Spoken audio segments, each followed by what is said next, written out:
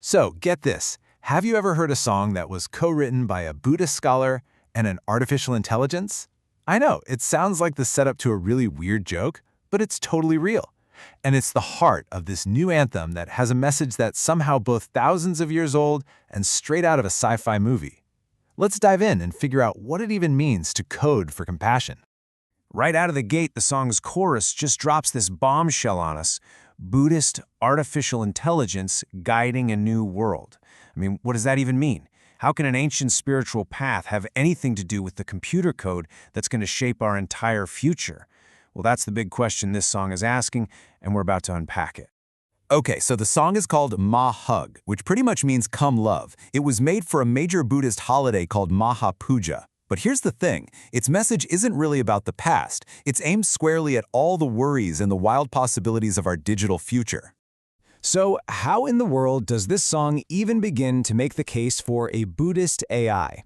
Well, it starts by taking us back, grounding us in the ancient wisdom that kicked this whole thing off. The lyrics are just packed with these old concepts that become the ethical foundation for this, really wild idea. The song kicks off with all this imagery of a full moon, and that's a direct nod to Magha Puja. See, it celebrates this one incredible day when, get this, over 1,000 of the Buddha's most enlightened followers all showed up at the same place completely spontaneously at the exact same time just to hear him teach. It's this powerful symbol of perfect harmony and everyone being on the same page. And what did the Buddha actually teach on that incredible day? He gave a sermon that's now known as the Ovada Patimokkha, which the lyrics say echoes within. You can kind of think of it as the ultimate cheat sheet for the entire Buddhist path, boiled down to its absolute, most simple essence. And here's just how simple and, well, profound those principles are. It's a 3-step guide. First, do no harm. That's the baseline for any ethical system, right? Second, don't just sit there. You have to actively go out and create good, help people.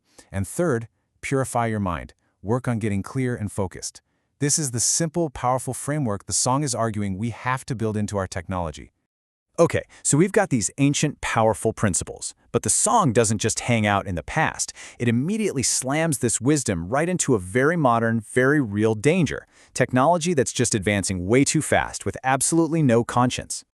The lyrics paint a picture that, let's be honest, we all recognize: a digital age spinning so fast, where AI is advancing beyond imagination.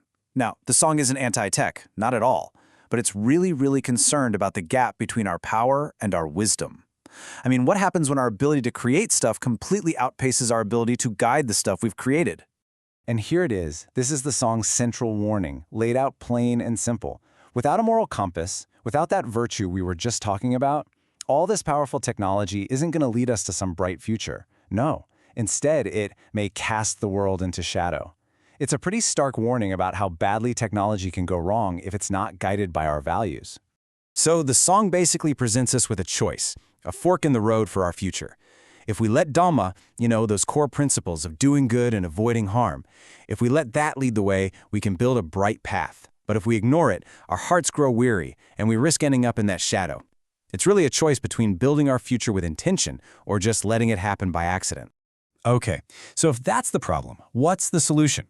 This is where the song gets really interesting, and honestly, pretty radical. It proposes a direct fusion, a mashup of ancient wisdom and artificial intelligence.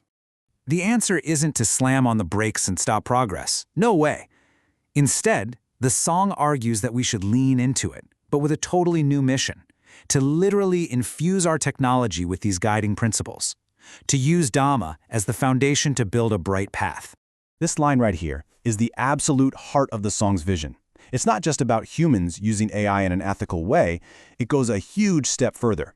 It imagines an AI that actually embodies these ethics, an intelligence that can awaken to Dharma within. It's poetic, and it's an incredibly ambitious idea.